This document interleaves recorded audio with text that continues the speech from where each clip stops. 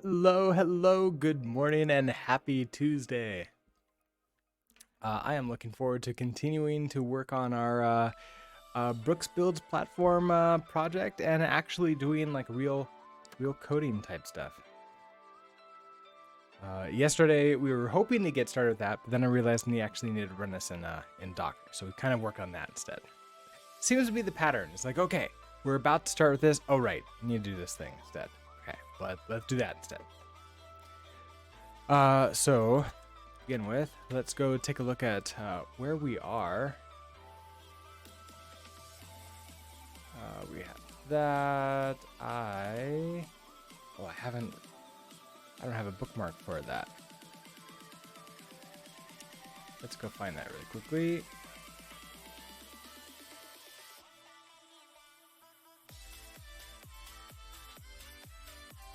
Philby, hi. Why don't you come in here? Hi.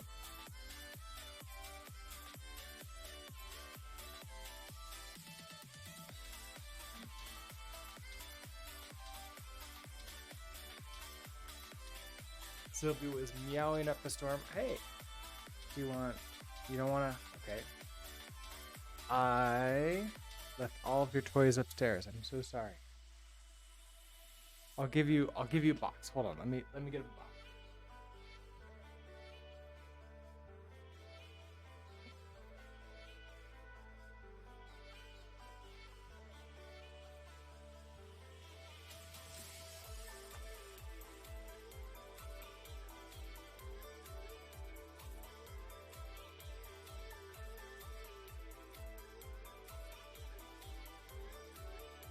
And instead, he's interested in the exposed nail on the wall. So sorry about that. Maybe he'll come back and play with the box. What's interesting is that it's actually just a box, but it's not a cardboard box. Maybe that's what it is. I need to get a cardboard box, and he'll enjoy that more than the box that we bought for him. All right. So we are working on, as a visitor, as platform visitor, I want to see the logo of the platform.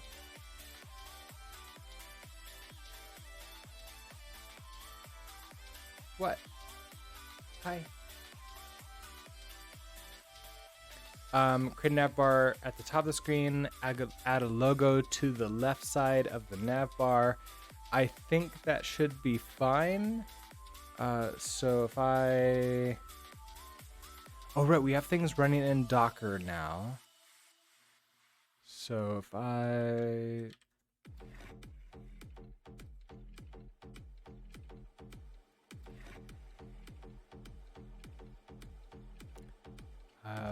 we can use Docker Compose to get this going, I believe.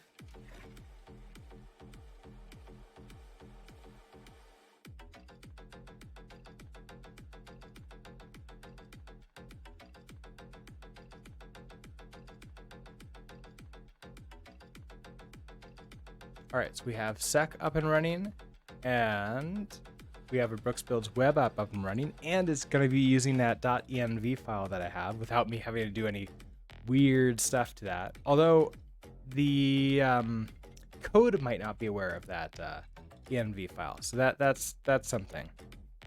Rust Analyzer might yell about it. Okay, and then we'll get.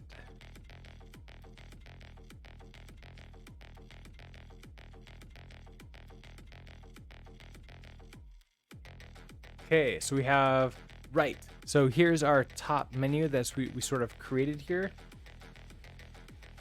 I think what we can do is for this project, we can say that you're actually just in progress. So I want to see a navbar at the top of the screen. So I'm thinking of something similar to this, where we have just sort of like a place at the top of the screen, maybe a slightly different color than we have somewhere else to sort of like differentiate it. Having a specific dark mode would be nice too. I think I actually have that written down here as a possibility. I'm able to do that early so we can just like switch on screen to like dark mode right away. But okay.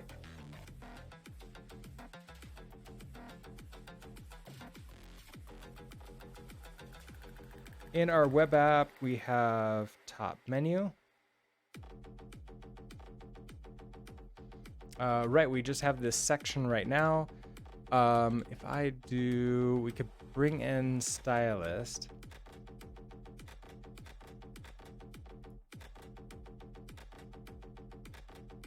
We don't have stylist in here. I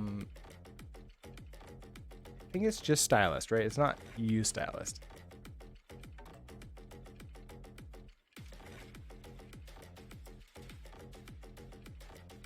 Yeah, it's stylist.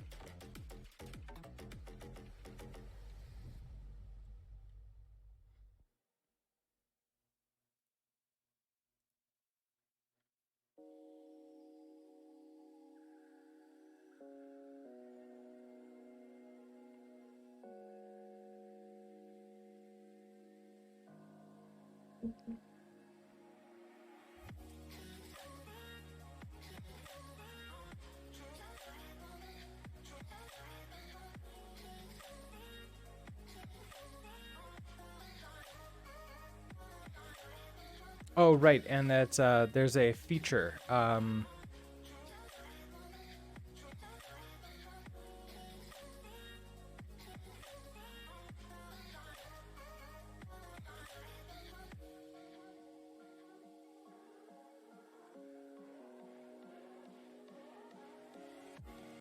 Their example uses you here, but I do remember that we need to enable the feature U integration.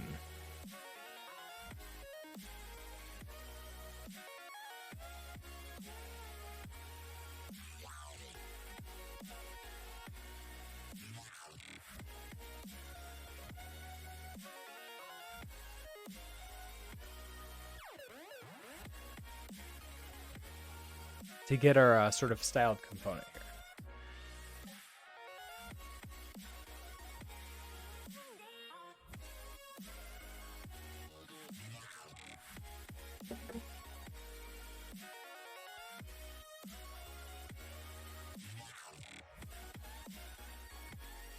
All right, so this will now let me create a style in here. So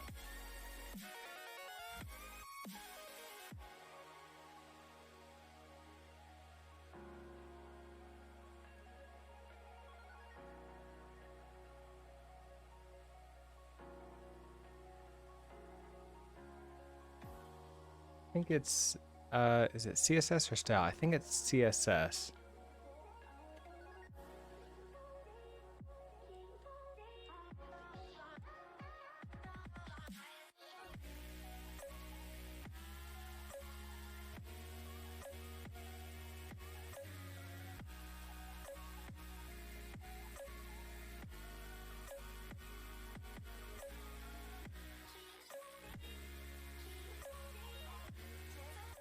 All right, so what styles, what class are we gonna give this?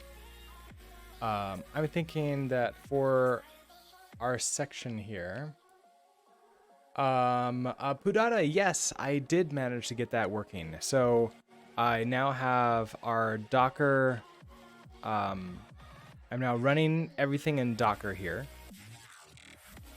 So you can see both our front end app and sec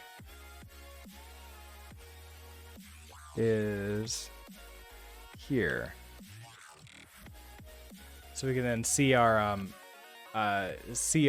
log messages at this point, which right now is just a bunch of fake errors that we're sending it for reasons.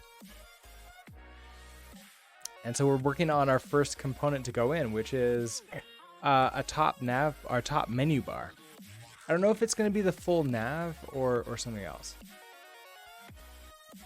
Okay, so we have our top menu. I want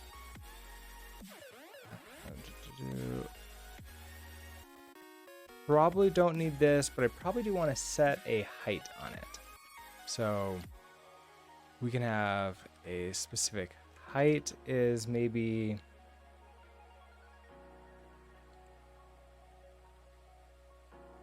width should already be 100%.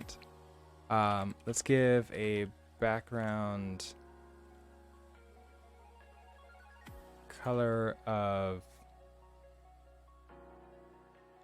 like dark gray.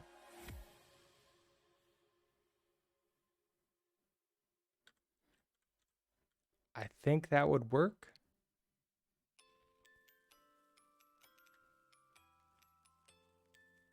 Something that's been bothering me, I need to switch my indent size to 4 because that's the default with Rust things.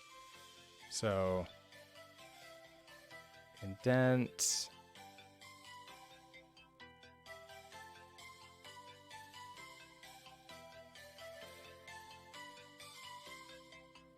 Okay, I think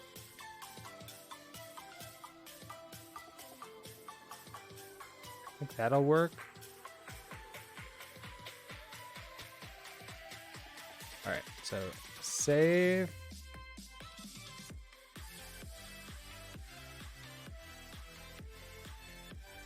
So 1. Oh, this is still 2.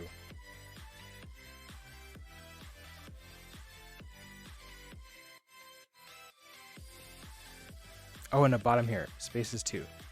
Got it. Indent. Wait. How do I change that? Indent using spaces, indent using tabs.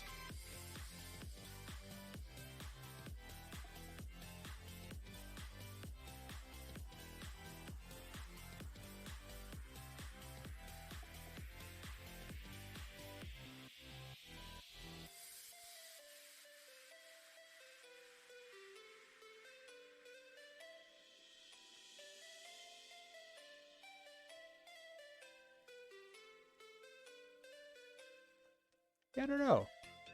I know there's a setting for that.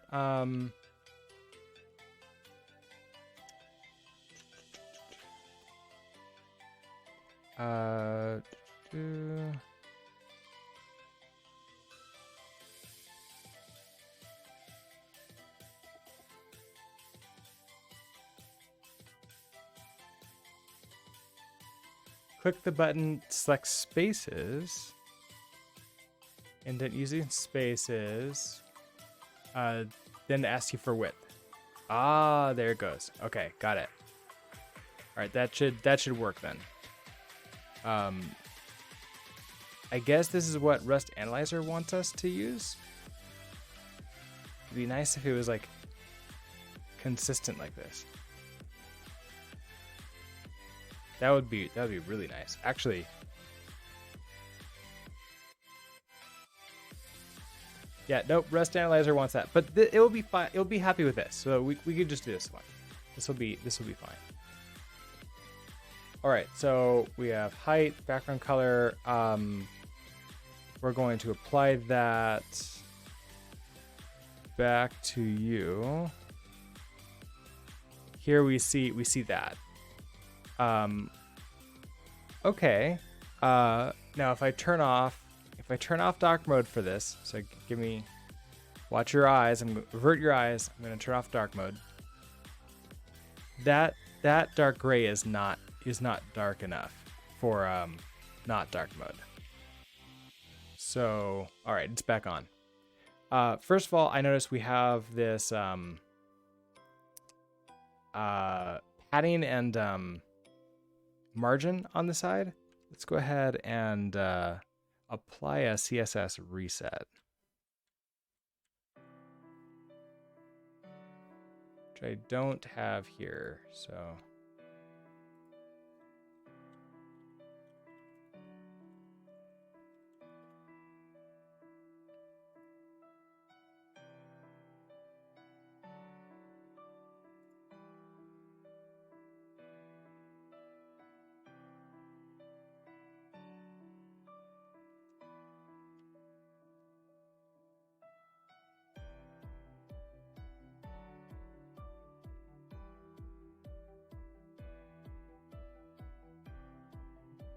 think I'm just gonna put this directly into my indexed HTML. I think that'll be fine.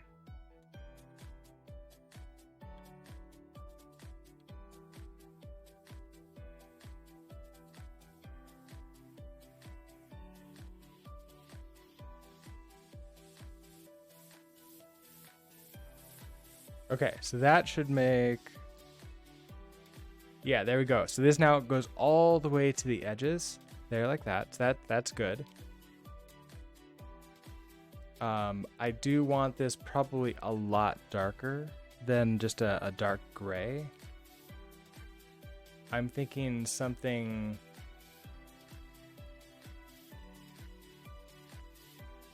closer to maybe like this color. Let's see.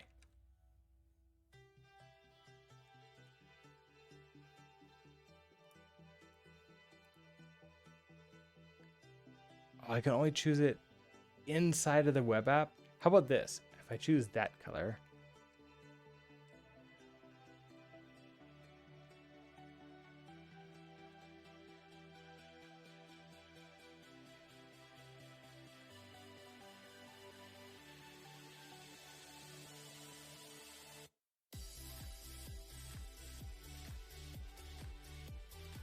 Oh, I have an error.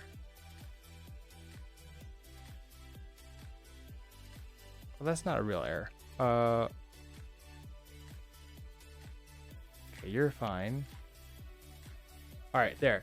That's super dark here. We're gonna go back to light mode. That's like really dark in comparison. This might help. Okay, let's take a look at this link.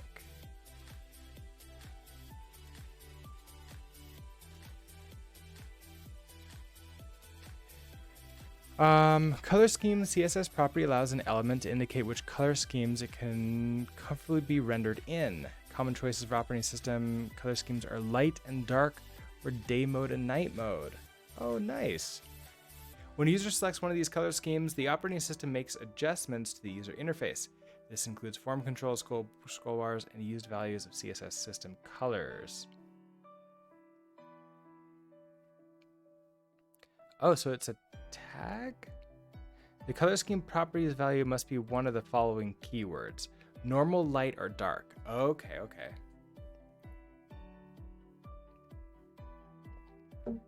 So I can set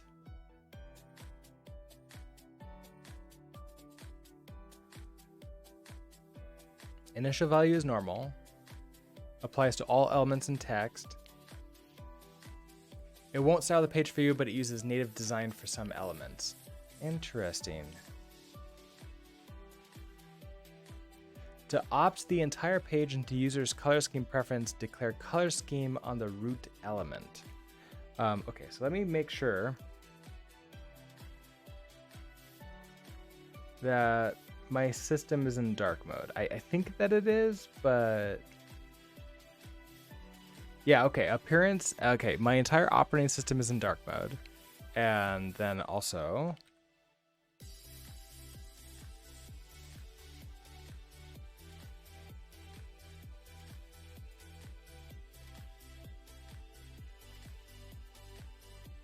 we'll go to dark mode here too.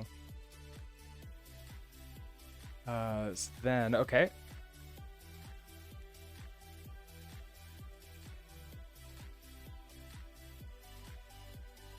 To opt the entire page into user's color scheme preference, declare the color scheme on the root element.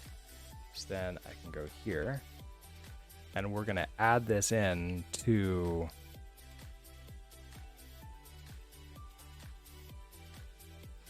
I'm guessing that we should put this into not here, but probably app. We'll add this to be, instead of a function component, this could be a styled component.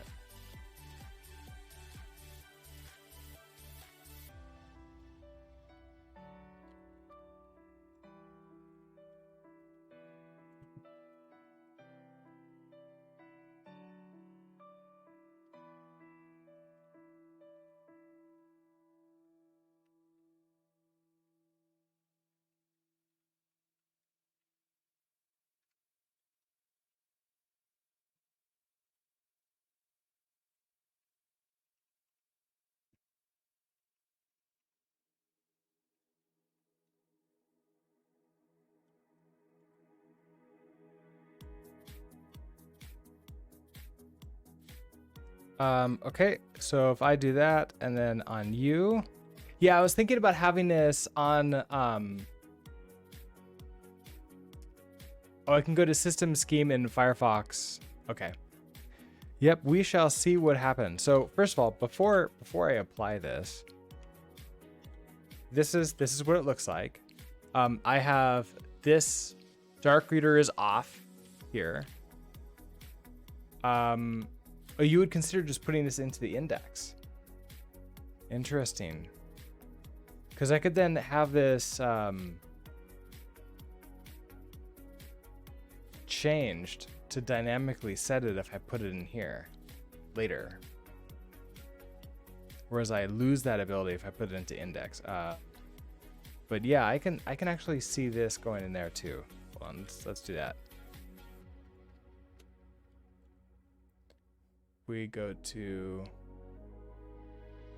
so the CSS macro, yeah, let me show you how that works. It's actually really cool. So here in the head, for every single one of those CSS macros that I create, it creates this this style sheet for me. So it's a separate style tag that it injects into the head of the document. You'll also notice that it creates this class here that then I can apply with that class tag, and so that's how it knows which component to connect to. So that's how it works. So if I attach it to the top level, that would be here in div, but I could then have it just select something outside of it.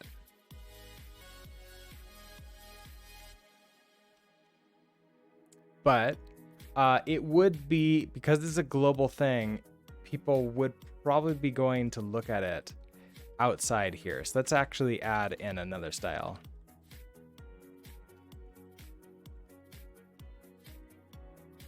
And put this in there. All right, so, oh, back to, okay, so back to here. This is, yeah, so it would probably work from the app. And here we go.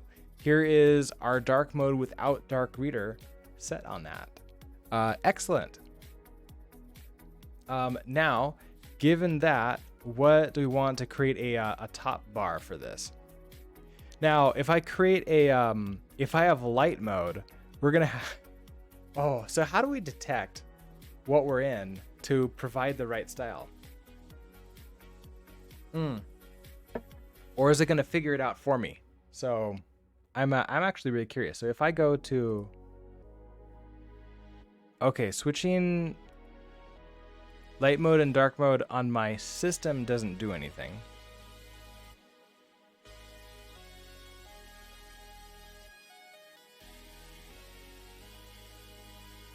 Okay, yeah, so that's what it does.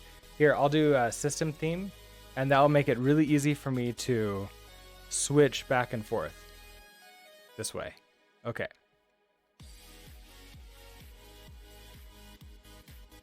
Let's see. Okay, prefers color scheme.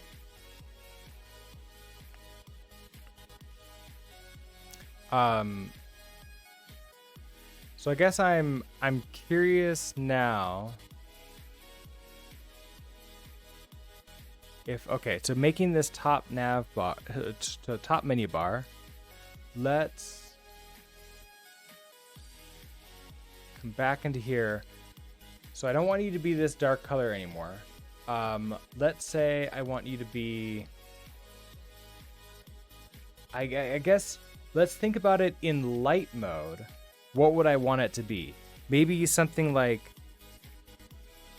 one of these lighter colors. There's no light colors in here, and this dropper doesn't work down here. Oh wait, there's something in map.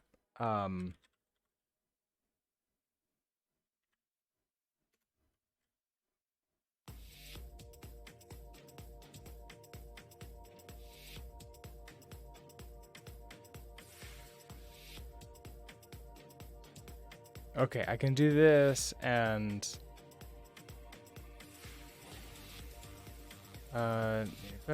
RGB, generic RGB. So let's say I want something like this.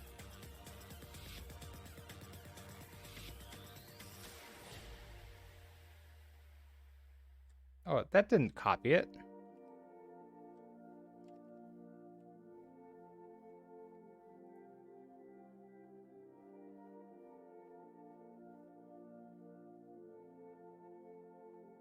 Okay, copy color as text. I can do a Shift Command C.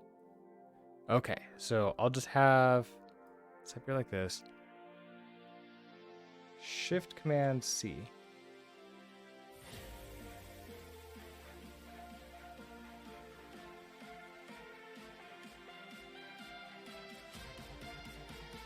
That's not exactly what I was going for.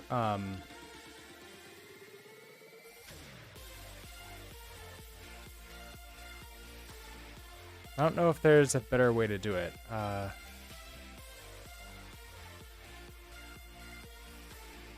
What is it for this? I'm so used to the sort of like the hash. So I don't think this will work, right? I have to do like actual red RGB with numbers this large. Because this is not hex.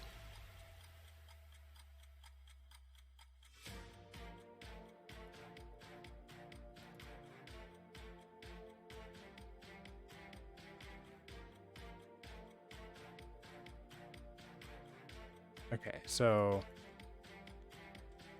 now I need to go look this up. MDN. Oh, is that what it is? Okay, so it's RGB like that. RGB. Thank you. It's apparently been long enough that I forgot how to do RGB actually longhand. Okay, so if we do that, I do wonder whether or not this is gonna be. There we go. Okay, so that actually is that specific color now. I don't know if that looks really that great in dark mode. It works. This clearly works.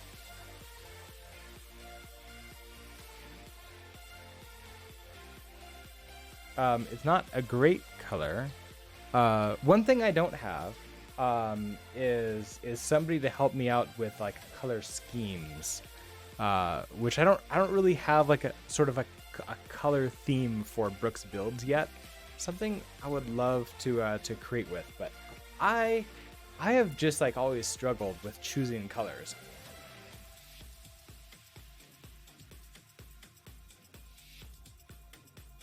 It's a good color for text. Yeah, this is a good color for text, although we can do black text on top of this, and that will be also very, very readable. So maybe we can leave this here for right now, and then we'll sort of like come back to it, and we can make changes to it later. Because it's inside of the component, should be easy for us to update. Okay, so then for this, we create the navbar at the top of the screen. Next up, add the logo to the left side of the navbar. So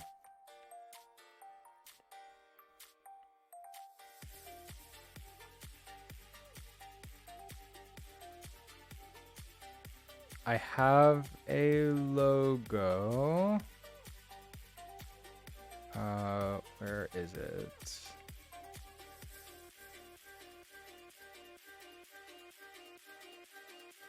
I have an SVG logo and a PNG.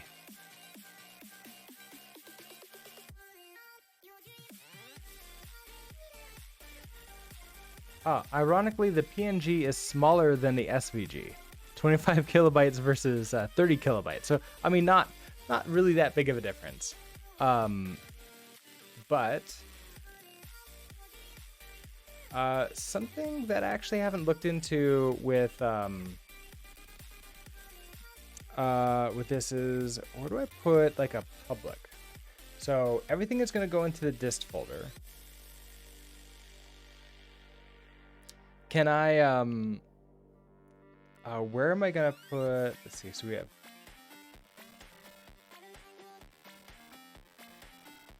so here's, okay, so here's this dist folder with all of this stuff.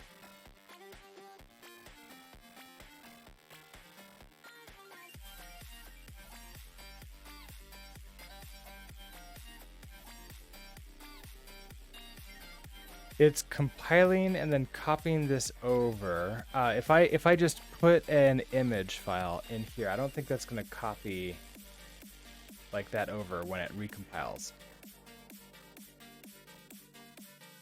Okay, let's just save. That should recompile, and it's not going to appear in here. Now, if I move you into dist,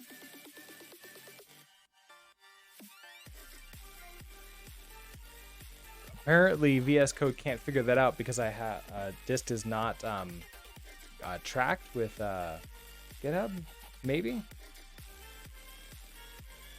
Oh, okay, never mind. It was just a weirdness.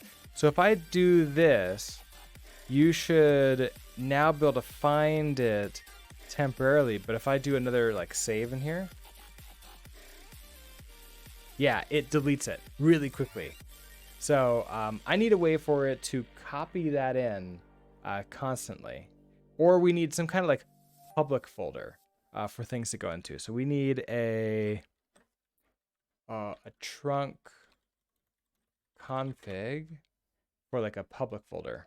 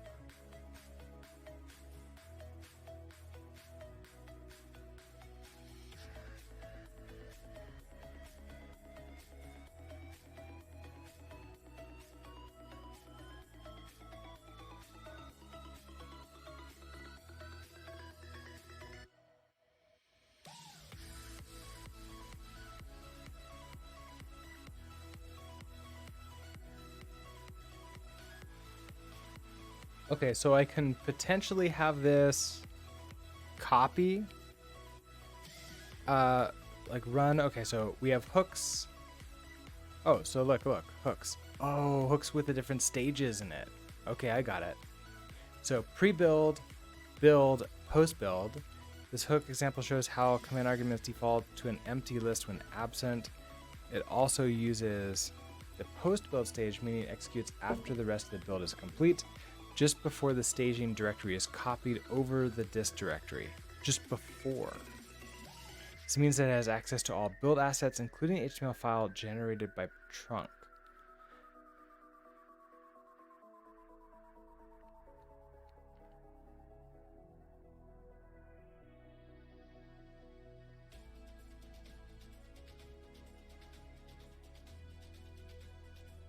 Okay, so interesting. This happens just before the staging directory is copied over. I was kind of hoping that I could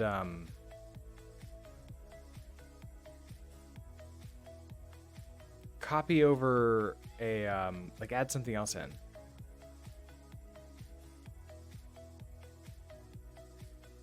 Okay, so I want trunk rs public folder.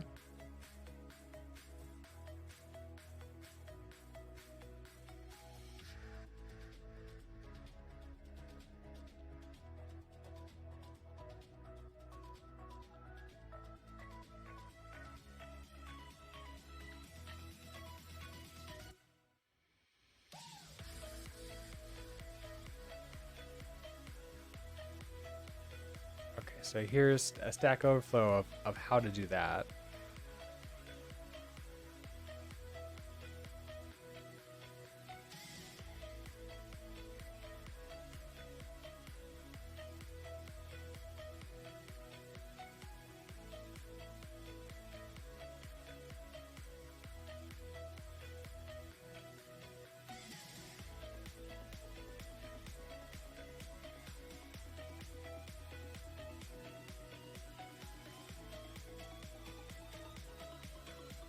Oh, it wants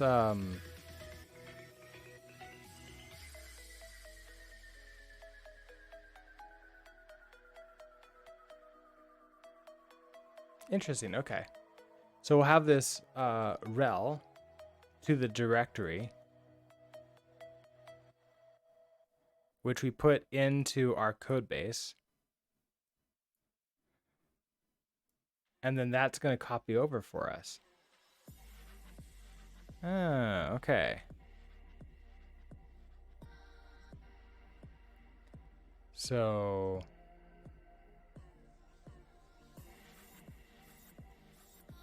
you have to practice light dark scheme on some projects. That means hooray! You get to make an internal app. Internal apps are the best because it's the time to like practice and to play around with some stuff because you have a captive audience. It's not like they can go to a competitor for any of the stuff. So it's a perfect time to play around with new ways of doing stuff. Okay, so in Taurus, we're gonna do let's do static, and inside of static, right now I'm just gonna throw in this image, which I totally lost, so I put you back in here. Then in top menu,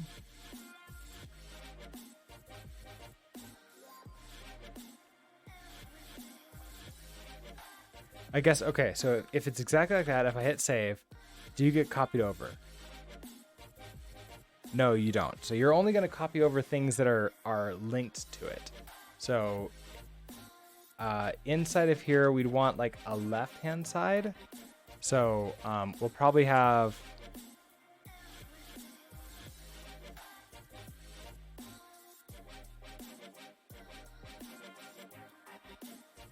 I'm thinking a left, middle, and a right.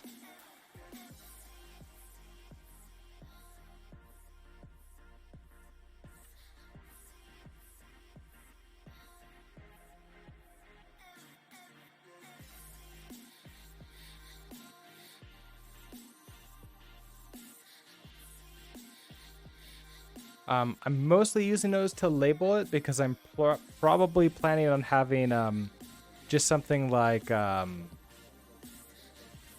flow, but a flex. Just have it spread between on everything. Most of your days you spend creating dashboards and admin UIs anyways. So I mean, it's always nice to sort of like be able to play with something else and like tweak it, right? Like as opposed to only creating exactly the same thing in the same way. Okay, so then in the left here, we would want to create our image tag. So if we do an image, so it's first of all, we'll have an alt here, which is going to be the Brooks Builds logo. We have this rel.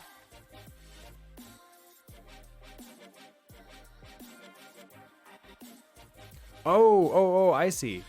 You link, okay.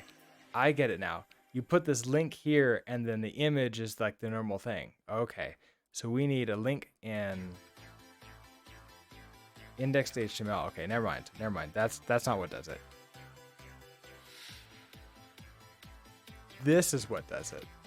So link data trunk rel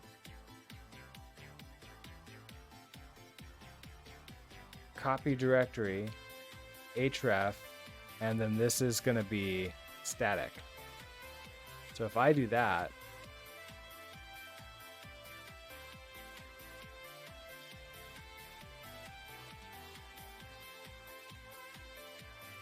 it might be failing because of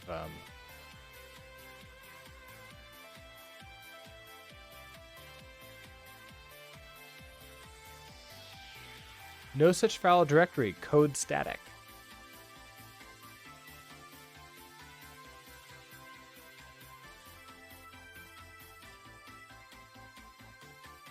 Code static. Okay, this is my login. You're airing out for no reason. So there's no rel here, so it's just an alt and then an href. Is it href? Or no, it's source, image source. Source equals, and then this is going to be okay,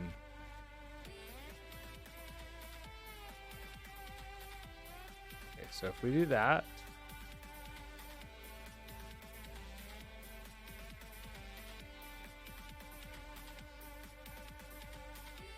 okay, so you're still upset. Taking canonical path of directory /code /static. And I bet that if I remove you completely,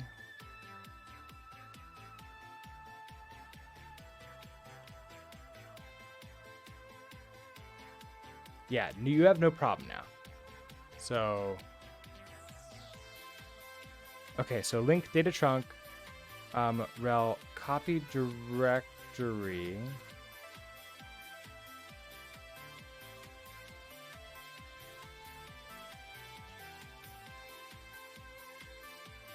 Href is this static, so we have the static inside the source here.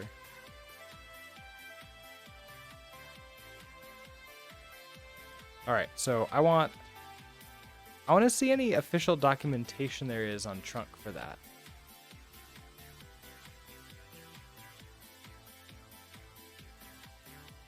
I don't know if they do.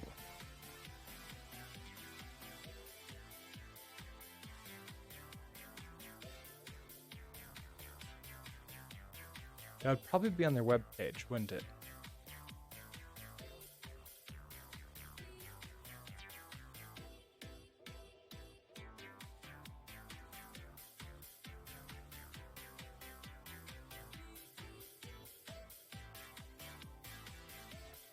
Okay, copy directory.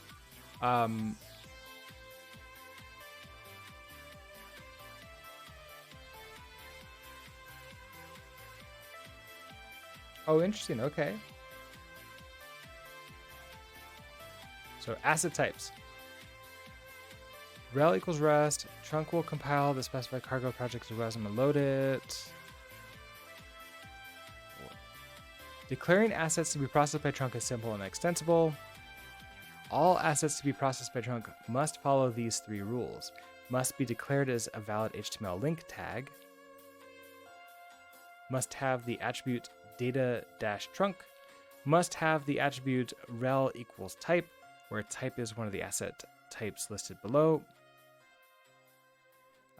This will typically look like link data-trunk, rel equals type, href, path, other options here. Each asset type described below specifies required. Okay, so if we have that, so it's going to look like this. And then we can go find images. Images and other resources can be copied into the disk directory by adding a link like this to your source HTML. Link data trunk copy rel copy file href path to image. Any normal file type is supported. This will cause trunk to find the target resource and copy it to the disk directory unmodified. No hashing will be applied. The link itself will be removed from the HTML. To copy an entire directory of assets images, you can use the following HTML. Okay, I got it.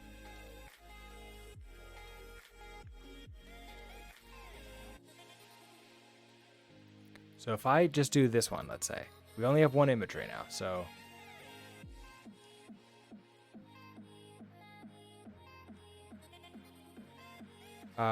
we put you in here. So link data trunk, rel, copy file, and then path image. So I assume this is starting from source. So static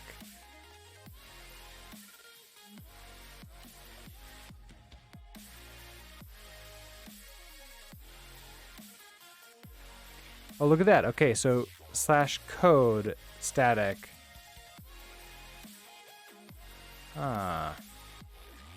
Oh, I got it. So /code, this is inside of the Docker container. /code is the directory inside of there. So it actually is attempting to go from everywhere. So there is a source. So that's what I'm missing. So static, I need a source like that. There it goes. A brooks.png showing up right there. All right. Then in our top menu, this is just brooks.png. So that should actually just work. I mean, okay. It certainly is a thing. I'm going to want... Okay, so this is applied here.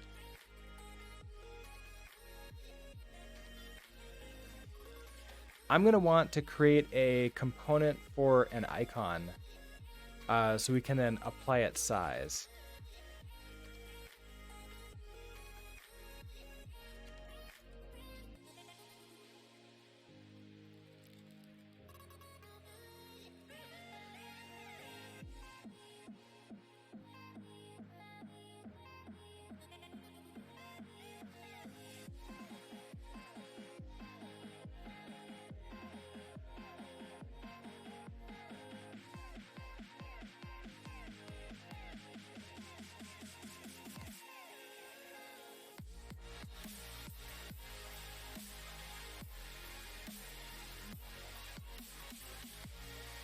We're definitely going to want props coming in for this one.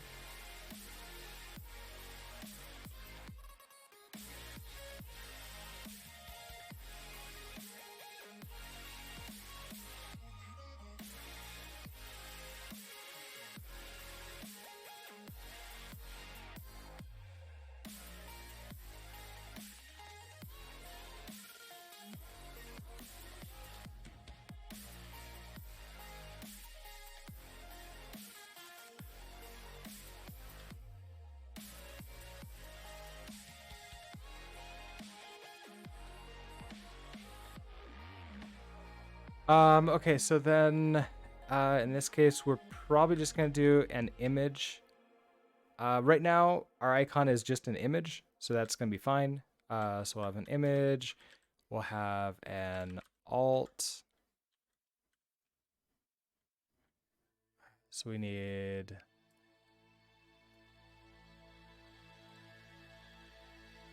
an alt. You are required, so we must have you as a string come in.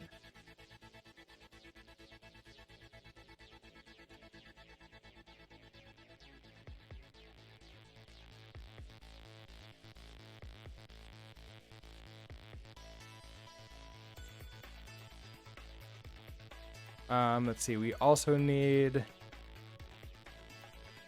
okay, so we have our alt, we need our source.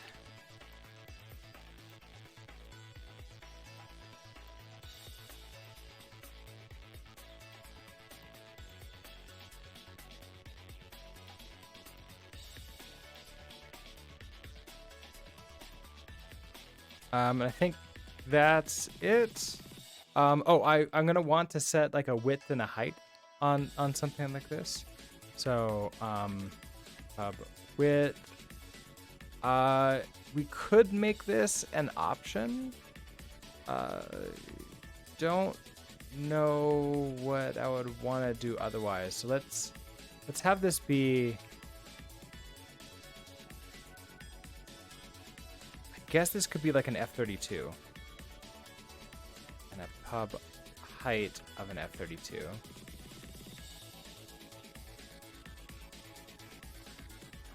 And then we're going to put this in here. In that R# thing, I don't think I can access text outside of it, can I? So I'm gonna have to use format, I believe. Yeah, I think we have to use format for that. So let style.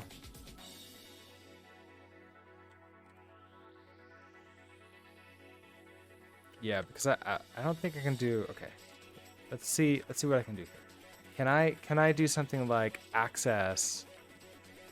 Wait, no, I don't think that's working. It would the color would change if it was. So we're gonna do format for this.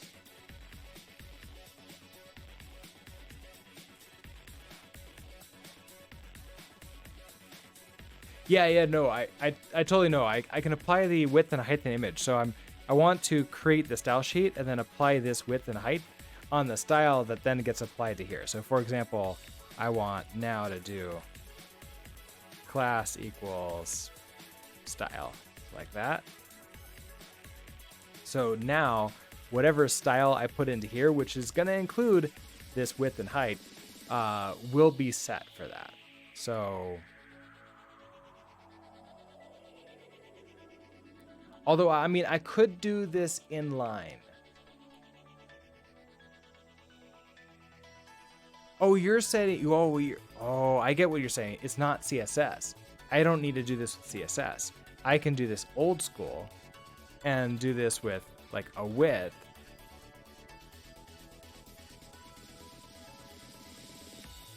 There's some year again suggested to apply directly an image of possible browsers can pre-calculate dimensions. Oh, nice. Okay.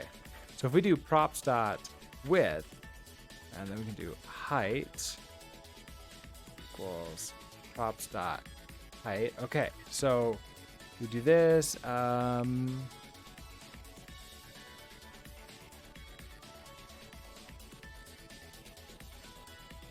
Into props value option attribute value is not satisfied for F32. Do you need to be like a string?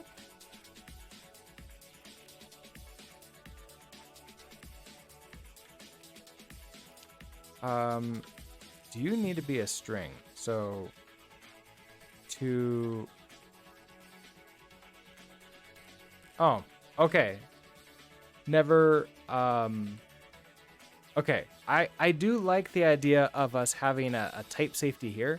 So we know that it's a F32 coming in, but then we just convert it to a string at this point because, you know, web. Okay, so I now have this BB icon. So in the top menu, I want to now replace you. And we're going to pull you in. So use crate. Actually, we can just go one up for this. So use super BB icon, BB icon.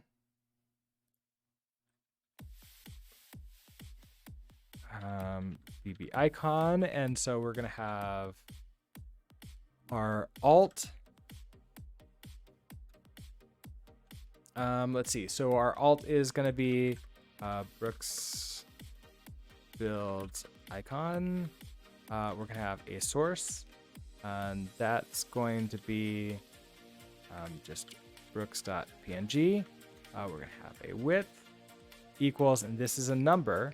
So I want you, I wonder if that's going to work or if it's going to yell at me about this. This has to be a float too.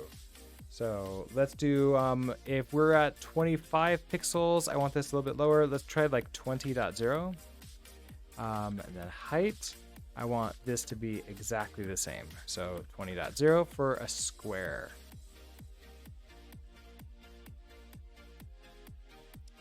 So you're happy? That didn't do anything. Oh, wait, no, it did do something. Okay, so there it is. There's my icon. It is currently just in the top, so it's not centered vertically, which is not surprising. So now I need to I think what it was is that it was just taking a little bit of time for it to compile and reload. We get the negative speed of the Rust compilation.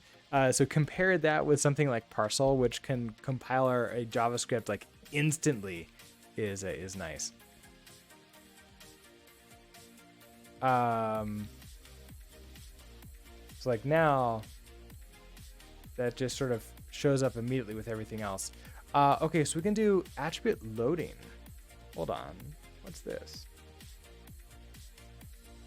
I'm learning so many things that I haven't needed to play with before, because I've never really cared about like most of the apps that I've made are internal only. So, okay, so these are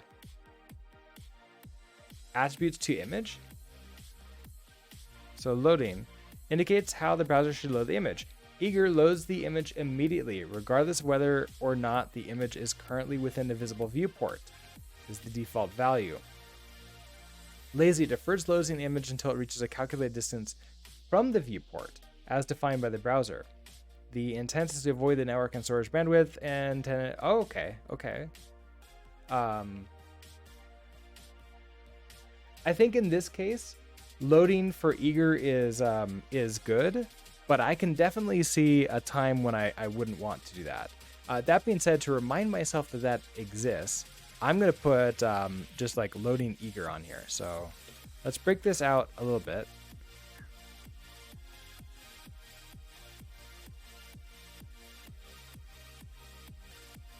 Make it a little bit nicer for us to look at. And then we can add in here loading equals Eager to begin with. And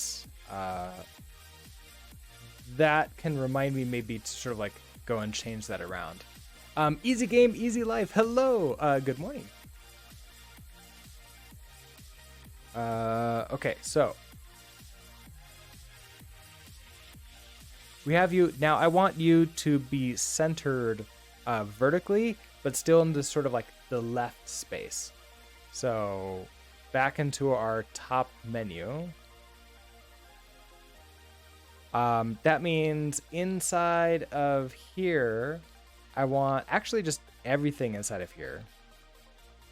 So that I need all these divs to have the same height and the same height.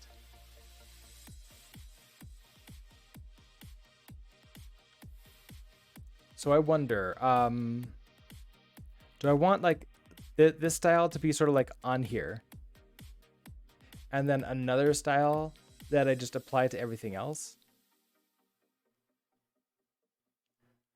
Or do I wrap this in like a div?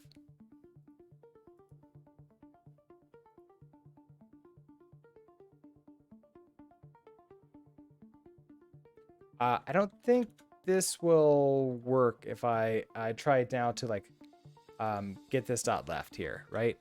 I think we verified that in previous streams. So if I try to do this div, and really I have left, but I can like just maybe select all divs inside of here. I want you to, you should actually inherit this height, right? And you inherit the width. I want you...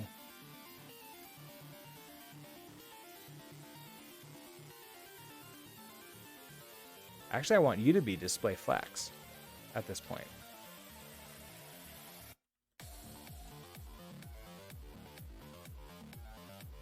Okay, so if I display flex you,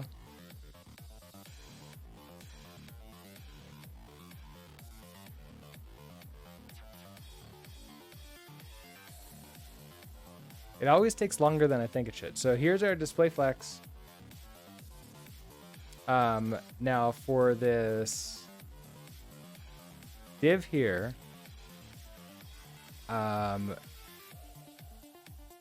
your height is the full height. and your width is only the width of the image, which is fine. That's sort of like what we expect. I'm gonna want, alongside this display flex, I'm gonna want the justify content space between, which I believe, yeah, puts these divs around like that. So justify content space between.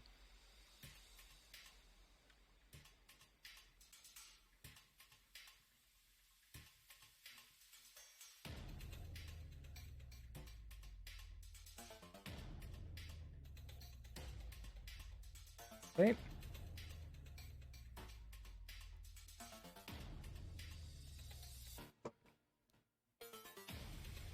And then there's a height property thing. I would want to do that to the entire section, so I might want to do this here. Let's see. So our image does have a height space on it. I wonder if that div needs one too. We're gonna say, what is it? It's align. I think it's align items, or is it line content center? No, it's okay. So it's not align content.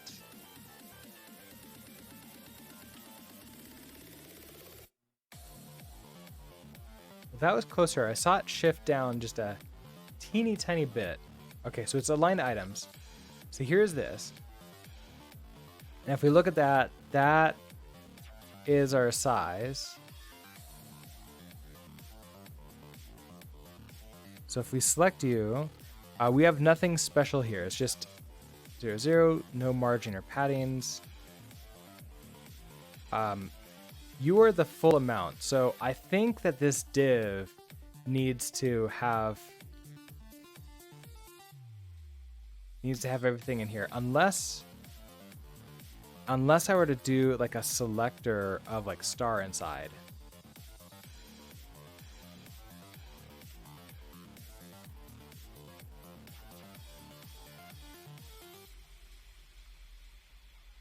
Yeah, because okay, I need to make or I need to make this div that height too, like the 2020.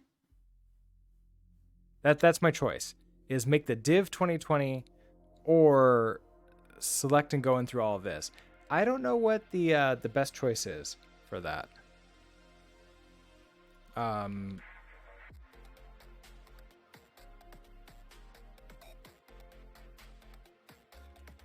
So if I do dot left, dot middle, dot right, we are going to also display flex and align items center.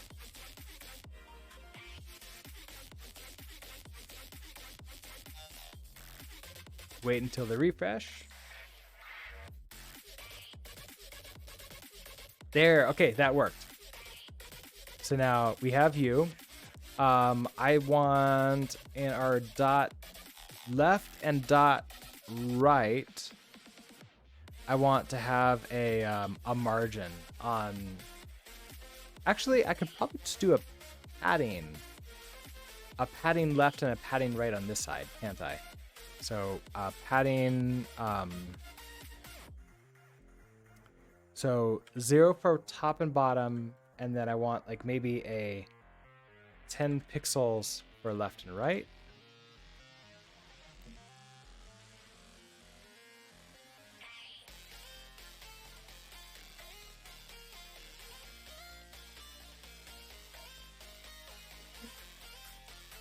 Okay. That that now gives me our nice logo here. All right, so we have our logo,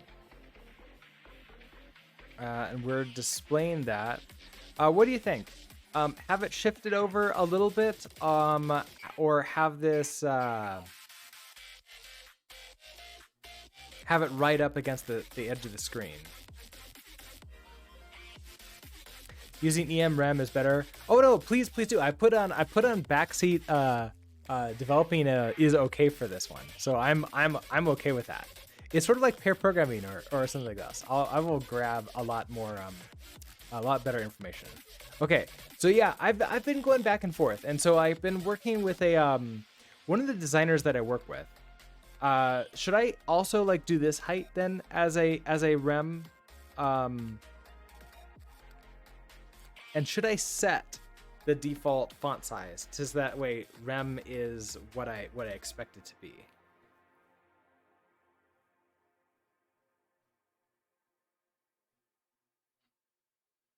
But here, let's do this. If I do, so a rem would be the base M. You like shifted more? Okay, awesome. So let's do, how long is an M? For default font size, there's arguing, but you usually set it. So then I would do that in indexed HTML. We would set a default font size. Here's our defaults in here. So let's do, can I just do this at the base of the document to like HTML? Or is this also like a root thing? And we do font size. Maybe even root could work. Let's try it. It makes it obvious that this is all like the defaults, what we're setting. So I want, are you setting a font size here? 100%, cool.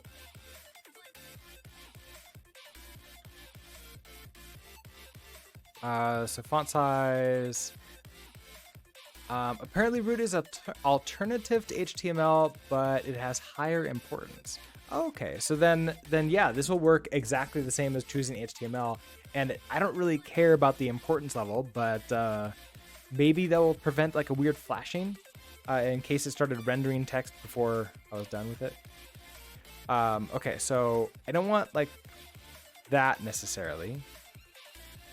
I want to actually set this. Let's try like a 18 pixels. Is maybe a good first starting. If I go to 0, this text is 18 pixels. Is that, so for me looking at this, that's pretty small. I'm gonna switch back to, I'm gonna do 24. That being said, I normally zoom in a lot of things for you, but this is an app meant for people who are not necessarily streaming. And I don't know if you're gonna want to like have gigantic things and have to zoom out on apps. Like that's pretty rare to have to zoom out. So I think this might be good as like our base size. So then here, let's go over by like 3 M's.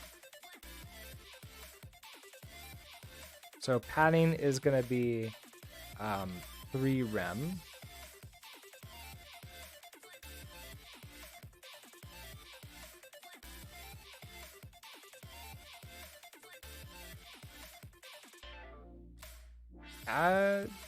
What do you think? Is that too much? Not enough? And then our height, probably like just this would probably be something like 1.5 rem, which also means, ooh, can I convert that image? Because if I'm giving it a specific size,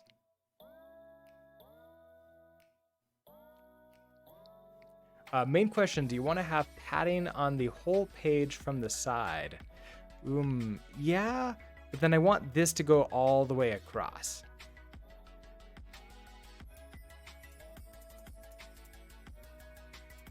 So what I probably want to do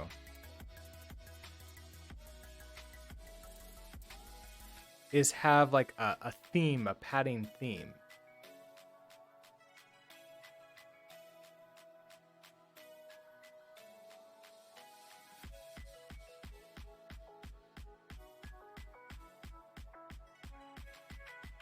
Then I want to have a container class with like a global style sheet for this. Well, now that we know how to do style sheets for that, I think this will work, right? So inside of source, we have this static. Let's also do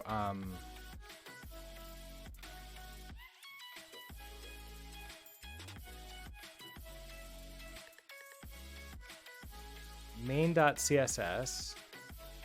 Is Amazon Route 53 DNS cheap to use? Hello, homeless. So it depends. Like there's different levels to do it. So your chart, like if you have your DNS route sort of owned by AWS, then you're going to be charged by each time to live. A main DNS router is going to ping Amazon servers and say like, hey, what's all the settings for this? Is it all good? Each time that happens, you're charged a tiny amount. So with proper settings, it's going to be around, like with optimal settings for like, you know, decently fast change times, it's going to be around 50 cents per month to host your DNS inside of AWS. You could then increase that time to live, and that will make that cheaper for you. But it will also make it so that it takes longer between changes and doing something else. Easy Game Life, I am sorry about that. Let me take a look at what link that is. We've turned off links for we've had bad actors in the past, so or we've turned off links to places that we haven't seen yet. Let's see.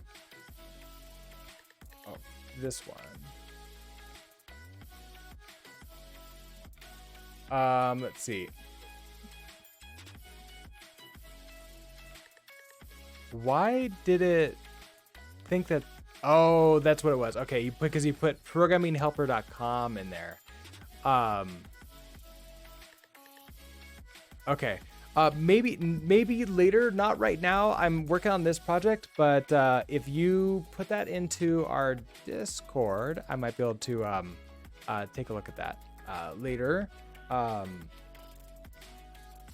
Natfine, hello.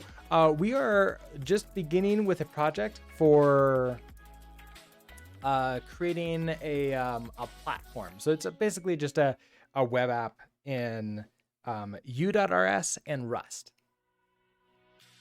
Right now, this is what it looks like, and we're sort of playing around with styles and like figuring out this top nav bar and how we're gonna get that to work and look.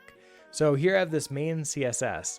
So I think we're gonna define a container class, and we're gonna have a.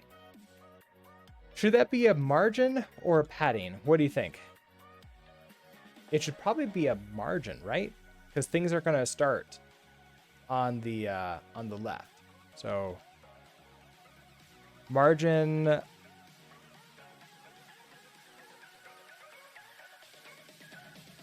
I can do inherit for the top and left. And then I want something like 2rem left and right. Okay, so then next thing, we now know that we need. Well, I don't want centered. I don't want centered. This is gonna be just like the tabbed in, right? Because we have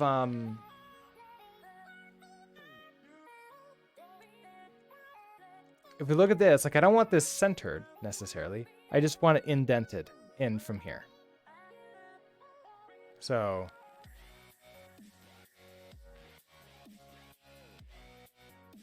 this is where it's essentially going to start all the way down the page. So is that padding? Like, would I rather have padding for that? All right, padding. And then the next thing is we need to tell trunk to pull this in. So I think there is this copy dir, and we tell it to copy the static directory.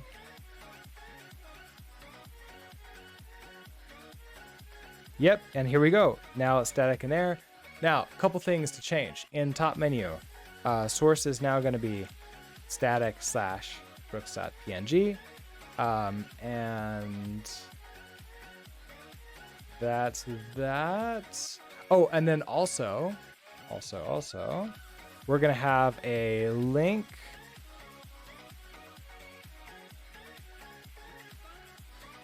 Oh, I keep on forgetting link CSS. There we go. Style sheet, href. This is, oh, come on. Let me select you. This is now going to be static / main.css.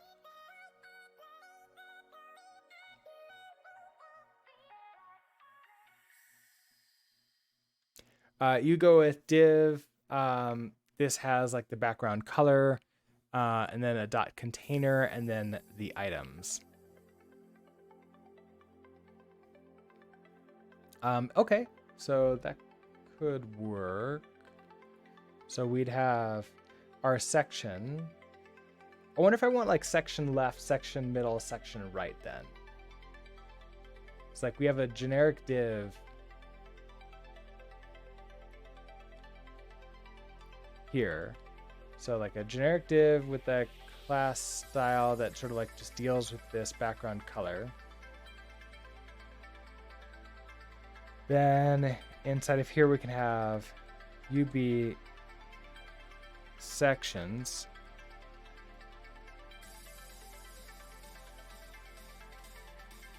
And then we have a left, middle, and right inside of there. That's going to get their own components.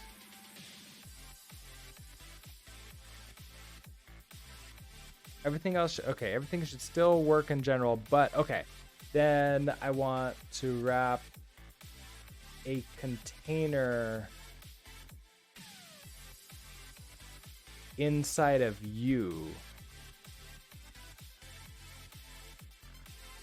So a div class equals container.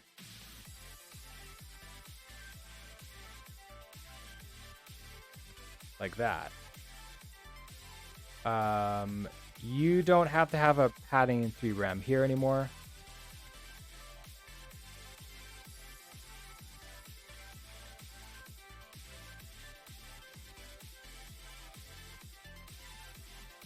That did not work. Okay, so... Oh, that's because this dev container... Okay, so I should probably do like class, container, and like flex. And then whenever I do that, this means that CSS also knows that flex should give me flex.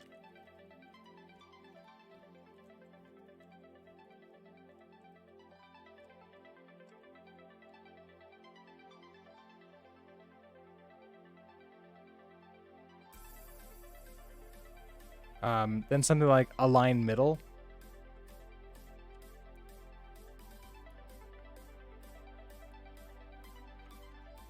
Like,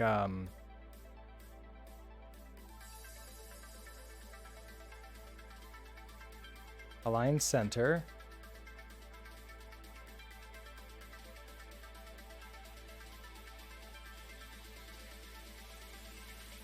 So it's going to be align items center.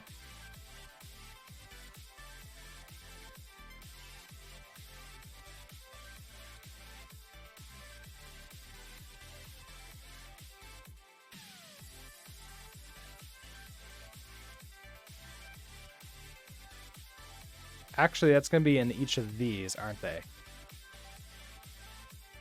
So align center happens in here. Also, you are maybe left, but I'm also going to make you flex here. And then in that case, I don't need you anymore.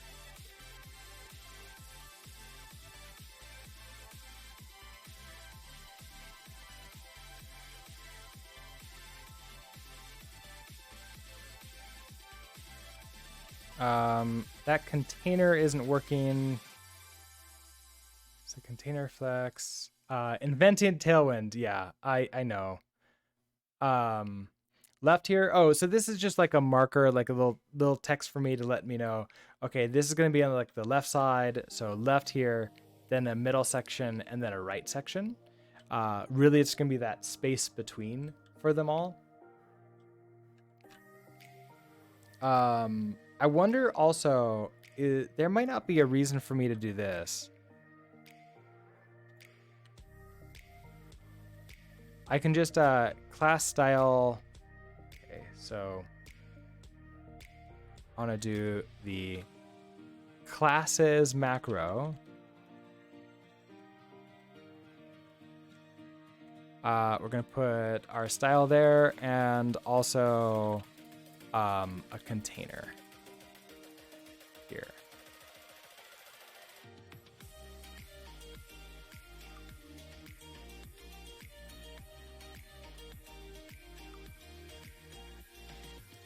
That did not like that. Also, oh, right. That's our logs.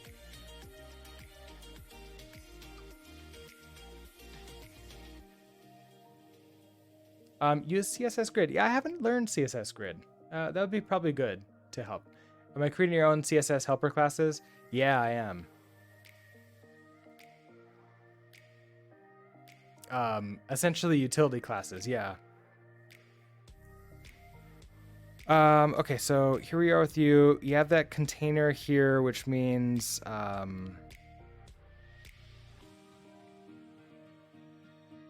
invalid property value. Okay, so this is not how to do it.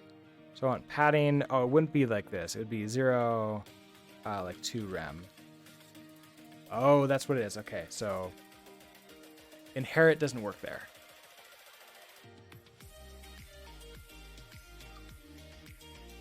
There it goes.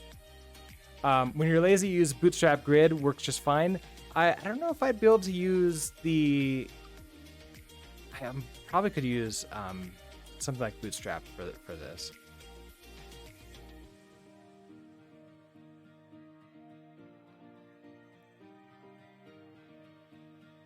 Okay, so we have that. That works. Yeah, that might be something good to look into. All right, but there was something that we just did that I want to update my course on. Oh right, this stuff. How to link and copy static static files into the build directory. So I want to add that in here before I forget. So this one is let's see. Add. Let's see. Intro to u.rs course. How to add.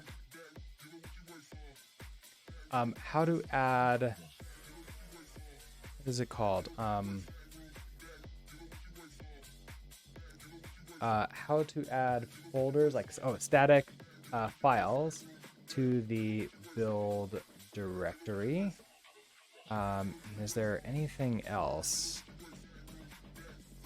Something that would be interesting to look into is, yeah, can I pull in things like Bootstrap into the project? I've never even really tried. We might play around with that tomorrow. But here I have this logo on the left side of the navbar. Like, technically, we have that now, so that's good. If I save you, go ahead and commit all this stuff. Don't close that.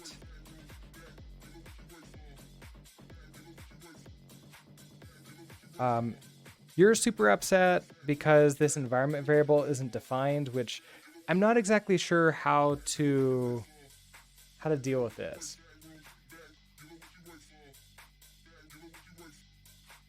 Like how to convince that, like, I don't need you to know that this environment variable isn't defined. I want you, like, don't worry where it's going to run. It is defined. It's running inside of Docker. Please. I bet there's a way for me to, like, tell Rust Analyzer to just not care about that. Maybe turn off that rule. Okay, so it's gonna stop you.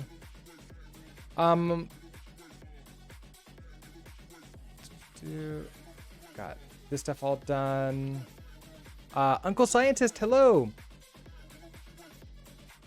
I saw that you completed another chapter today, so congratulations on even more progress on the in the book. Vim Be Good. I haven't heard of that one. The one I heard was Vim Adventures, which is pretty cool, but they force you to sort of like repurchase it every single, like every 3 months or something like that, which I'm not a huge fan of.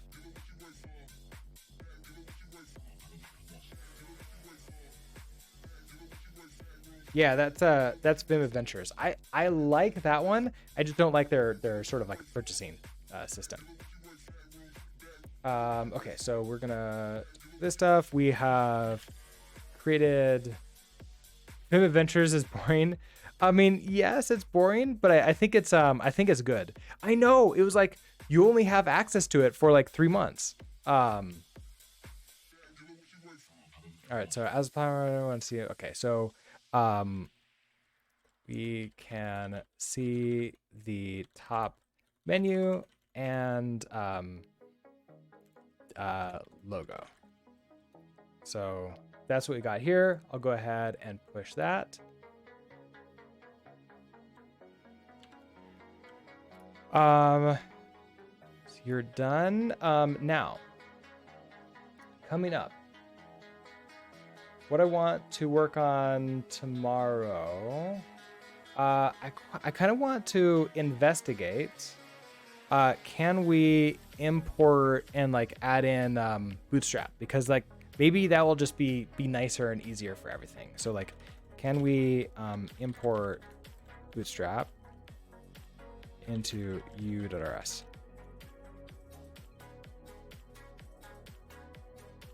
So what does this mean?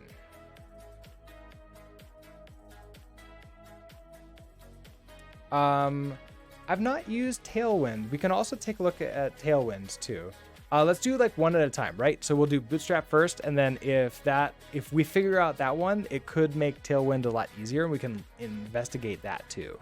So can we import Bootstrap into URS? Like just like import Bootstrap, and then apply like basically set, like I don't know if we could set like that the top header component. So like set top header component to use Bootstrap. Okay. Configure, yeah, that might be a better word. Configure top header component to use Bootstrap. So there's that. And then let's throw it in here. We'll do investigate Tailwind with u.rs. And so this is going to be the same thing. import Tailwind into project, and then rebuild or configure top menu to use Tailwind. All right, so we now have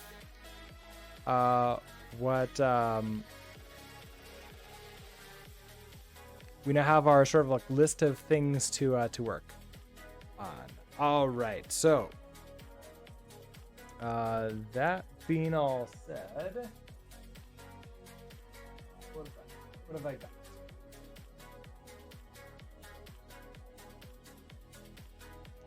I don't.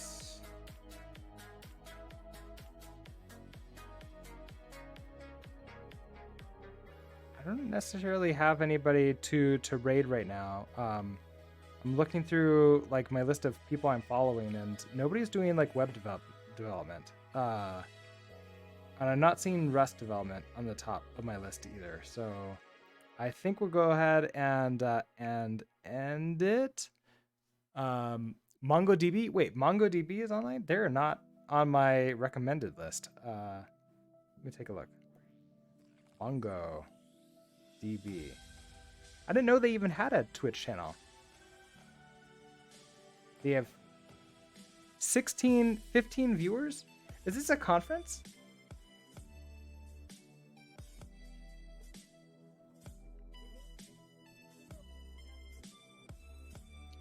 This is okay. They have a conference going on.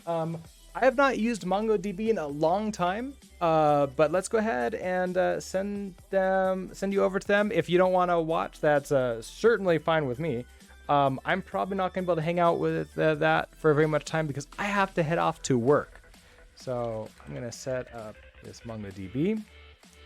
If you're unfamiliar, MongoDB is a non-relational database. But apparently they're talking about taxes right now is their current talk. So interesting. Anyways, I will be back tomorrow morning at 7 a.m. Mountain Time. We're looking into Bootstrap and U.RS. So with that, have a great rest of your day, and I will see you next time. Bye.